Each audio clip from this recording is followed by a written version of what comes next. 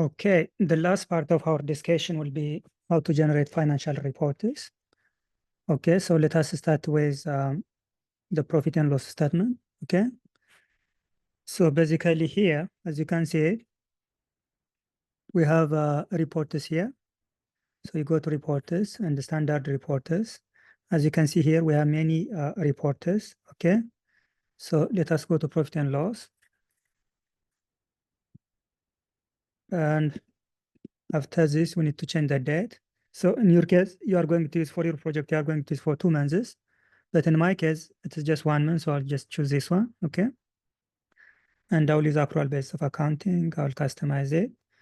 If an account is in negative, I want it to be in bracket and to be linear color. I don't want to see centers. Run report. Let us see. Okay, I think my income statement looks good. So I need to generate it. I will come here, generate as PDF file. Okay, save it. It is saved. And the next part is about balance sheet. I'll come to reports, balance sheet. Okay, same thing. In my case, it's just 1 month, so I'll just choose 1 month. Okay. After that, I'll customize it. Same thing. Okay, I'll save it. And after that, I'll run report. Okay. So as you can see here, for example, drawing, it is against equity account. So it should be negative, and we are in loss. The company is in loss, so it should be negative. Okay, so the total liability and equity is this amount. Total assets is this amount, so it is balanced. Okay. Okay, good. In my case, my data or my transaction is only for 1 month, so I don't need to provide a comparison. But in your case, you have to provide this one. Okay. Comparison, that means mostly if you see when actual companies prepare balance sheet, they provide 2 consecutive periods, right? For example, for May and June, it could be this one for 2023, this one could be for 2024, right? But in my case, in your case, you have to provide this comparative analysis, okay? This comparative balance sheet statement. But in my case, as you can see, it is in 0, so I don't need to provide it, okay? So I'll just remove it because it doesn't make sense, okay? Because I don't have data for the previous period, okay? So I'll remove that. I think everything looks nice. So I'll export it. Okay, I'll save it. It is saved. And the next part is actually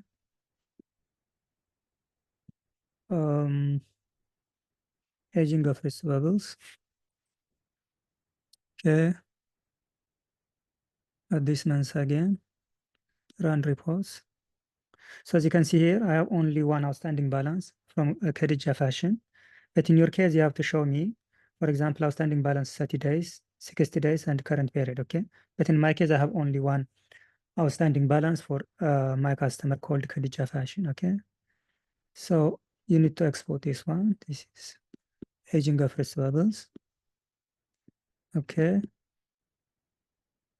And obviously, you need to also generate the journal report.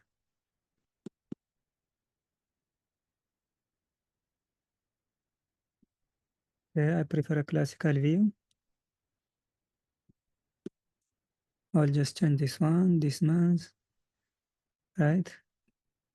So I have all these transactions.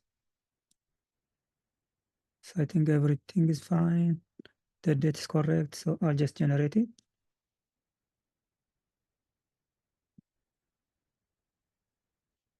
Okay.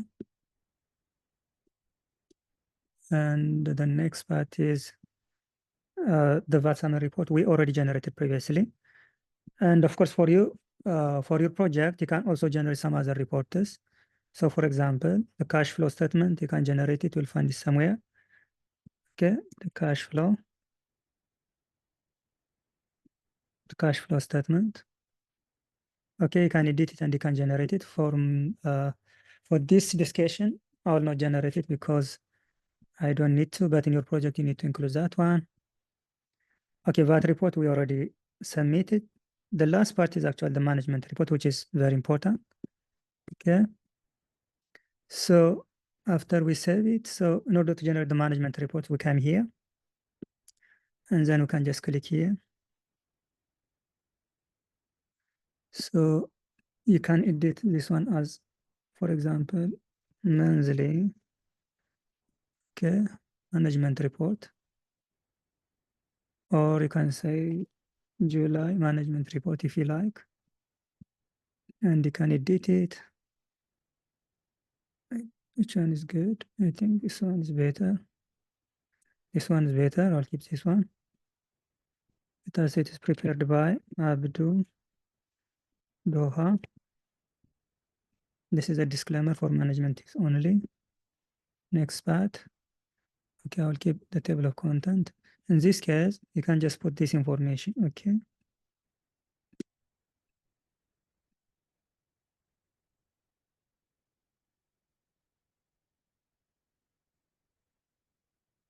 Yeah.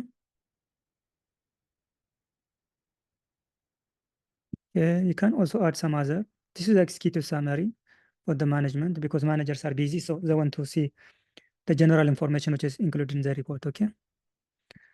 And in this case, if you like, you can edit it. This one is not for this year. This one is for this month.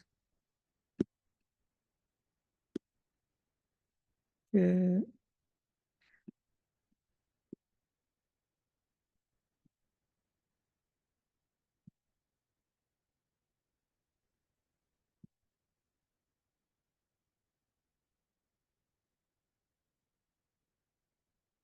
okay, in your case, you can add the comparative balance sheet for the previous period, but in my case, I don't want to do it because I don't have information for the previous period. The last one is the end note. As the end note, for example, for your manager, you can mention, okay, the company or can say Emirates Fashion changes. It is depreciation method from straight line depreciation to from straight line to diminishing balance method. Okay, because this one should not be an abbreviation. Okay, in your case, you have to write it in expanded form. Okay. Okay. So you can also add if you have some other change in accounting policy, change in accounting estimate. For example, if you change, for example, your inventory valuation methods, if you change your inventory recording methods from periodic to perpetual, it could be from FIFO to LIFO, something like that. Okay, so you need to add this one. Of course, if you have changed also your measurement basis for your PPE, for your equipment, for example, from fair value to cost or from cost to fair value methods, you need to include all those informations. Okay, let us assume we have only this information for my company, so I'll just save it. Yeah.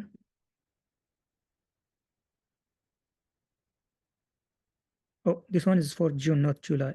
Okay, this one I need to change this month and I need to edit it. This one is for June, right? Okay, save. So let us see our management report. This one is for this month. Oh, this month.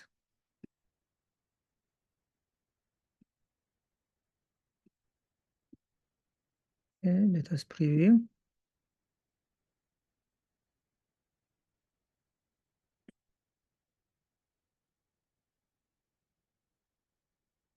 Okay, so this is actually our management report. It looks nice.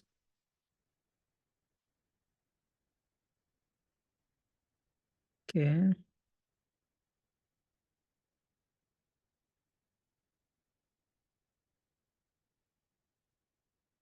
Yeah, it looks nice. Yes. So I'll save it. Then we are done with our reports. Okay, so this is how we prepare reports basically. Okay, so I have already provided some additional information. For example, in QuickBooks, we actually use perpetual instead of periodic inventory system. So as you can see here, for example, when you have sales, we need to record the cost of goods sold every time we have sales, but in case of periodic, we don't need to record the cost of goods sold. Okay. So in your QuickBooks, you need to use the perpetual inventory system. This is just to provide a general information about the difference between perpetual and periodic inventory systems. And if you want to know more about the UA VAT structure, you can just come here in Appendix B, and I have provided different examples. Okay, you can just read them. So this is all about the QuickBooks project. That means the QuickBooks workshop. So if you have any questions, you can reach me out. So this is all about our discussion. Okay.